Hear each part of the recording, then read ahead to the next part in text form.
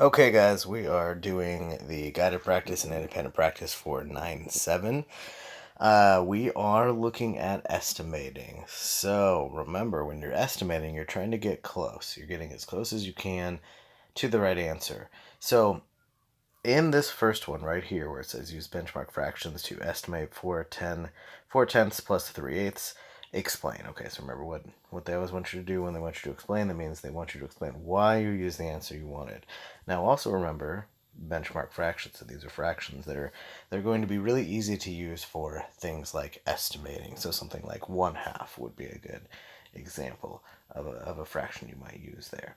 So for this one, you have 4/10 plus 3/8. These don't have the same denominator. These are different denominators, so it makes things a little bit more complicated, which is why we're going to work on doing some estimation. Some of you might have some different answers here. So what I'm going to do is say, I'm going to say 4/10 is close to 1/2. Why do I say that? I say that because 5/10 would be 1/2. 4/10 is pretty close to that, right? And then I'm going to say 3/8 is close to, again, 1/2. Why would I say that? Well, because 4/8 would be 1/2, and we've got 3/8. So then I'm going to say that 4/10 plus 3/8 is about, again, we're estimating, so we can say about 1. I can say that again because we're talking about something that's close to 1/2 and another fraction that's close to 1/2. So together, if you're estimating, you can say that the answer is about 1. Okay, now for this next one, it says Charlie said 8/10 minus 1/5 is about 1/4. Do you agree? Explain. Okay, so we're going to do the same thing here. We're looking for what are the closest things? What are the closest benchmark fractions we can find, right? So let's start with 8/10. We can say that 8/10 is close to 8/10 is close to 3/4. Why do we say that? Well, because we're estimating. And we're saying that we're trying to get as close as we can to something that will work right here. Now, 3/4 is a benchmark fraction, right? That's a pretty easy one. It's one you're going to see all over the place. 8/10 isn't necessarily a benchmark fraction because it's not something that you're going to see that regularly. 3/4 is. It's close to it, right? And the reason we can say that is because right now we're looking at, half of 8 would be 4. 1 less than that is 3. Half of 10 would be 5. 1 less than that is 4. So we can say 3/4 is pretty close to that one. Then we can say 1/5 is close to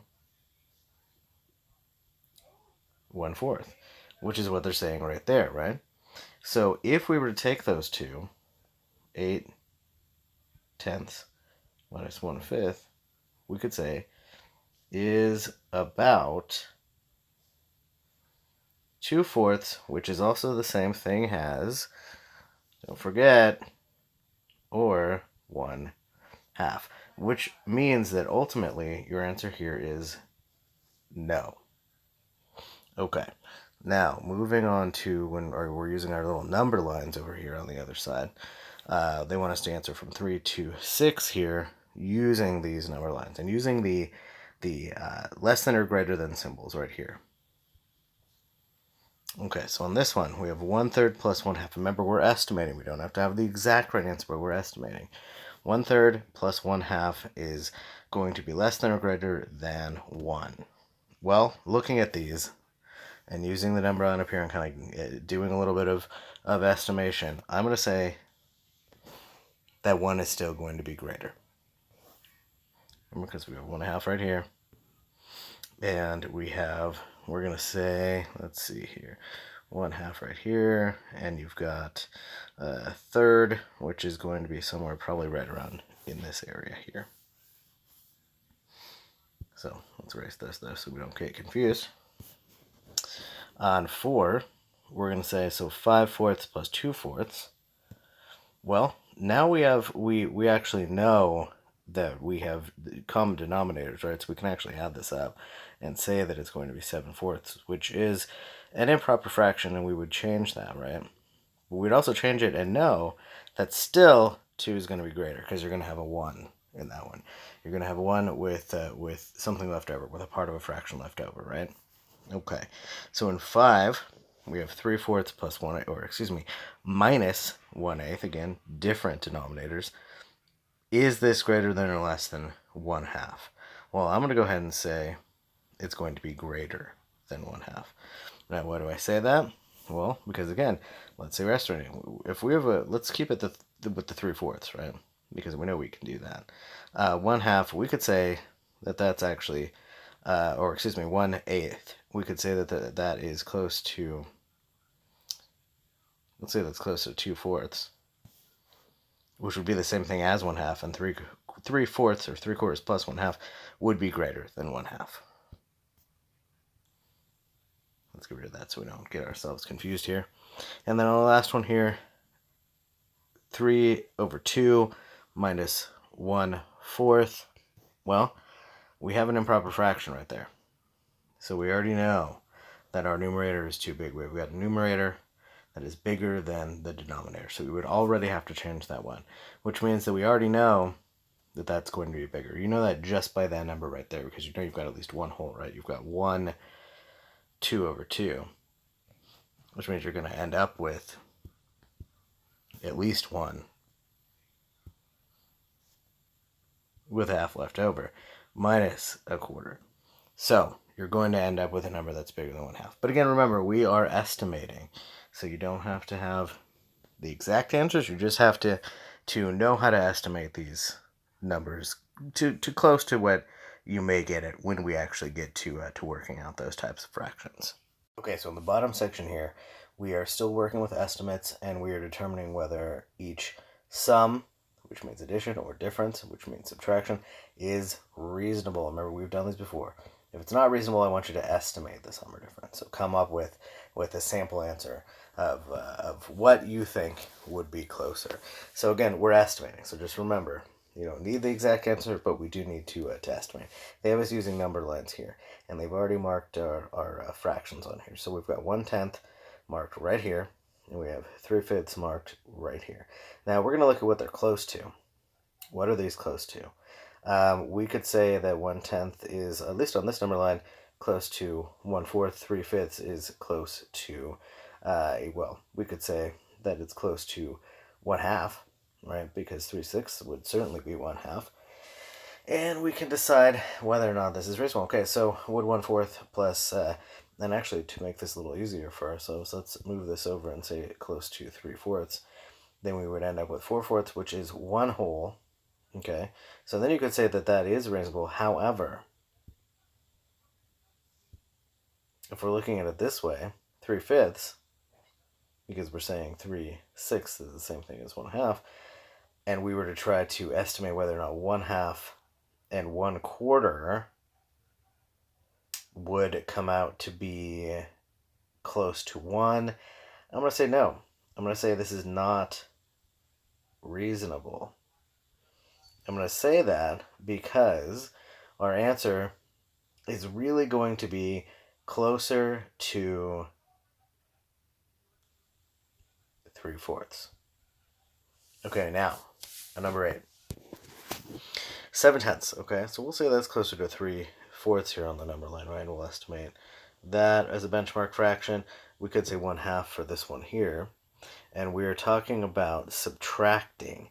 If you were to take 1/2 away from 3/4, for instance, you actually would end up with something that's that's pretty close to 1/2. So I would say that this one is reasonable. Now moving down.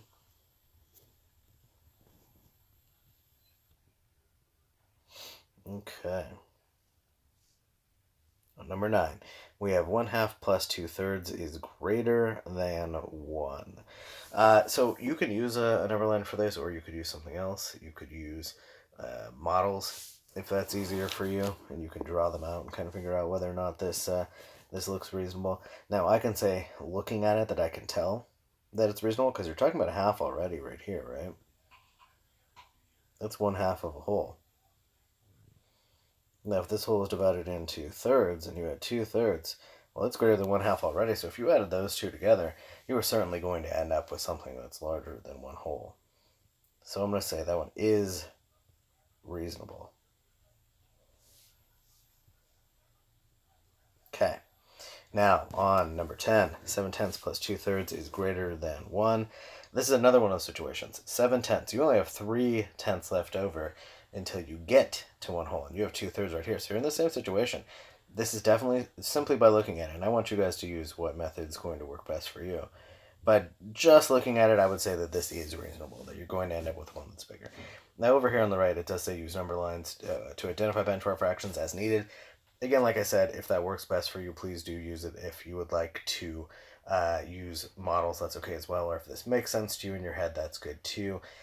We haven't worked with these types of fractions necessarily yet. However, we're just estimating, so we're coming up with some good possibilities. Now, for number 11, things are getting a little different here with our subtraction, right? We have 9/10 minus 1/8, and they're saying it's less than 1/2. Less than 1/2. Well, 9/10 is almost 1 whole. You're only 1/10 away, right? 1/8, that's actually a fairly small amount, right? So I'm going to say, in this case, this is not reasonable, because I think that the answer is going to be about 3/4. Okay, and again, like I said, you could do that with a model or a number line, whatever works best for you. On the last one here, 4/5 minus 2/3 is less than 1/2. Well, once again, now let's say that we did look at something like one of our number lines. Let's say we drew one out, which we could do right here. And we had a 0 over here and a 1 over here. And this one was divided into, let's divide it into thirds, because that's where our 2/3 is. So we already know that 2/3 is right here. Now, if we were to estimate where 4/5 might be, now some of my drawing is a little bit off in terms of scale, so I apologize. But if we were saying 4/5, we'd say it's probably somewhere over here. You're only 1 away from a whole if we're talking about dividing this into fifths, right? So in this case, saying it's less than 1/2, if you were to take 2/3 away from 4/5, I'm going to say that this is reasonable. Okay, so we'll continue going over these because I know they can be a little bit confusing, but remember, we are just estimating at this point, and we'll work into actually figuring out how to work with these types of fractions as we move through our units. So let me know if you have questions, and we will move on.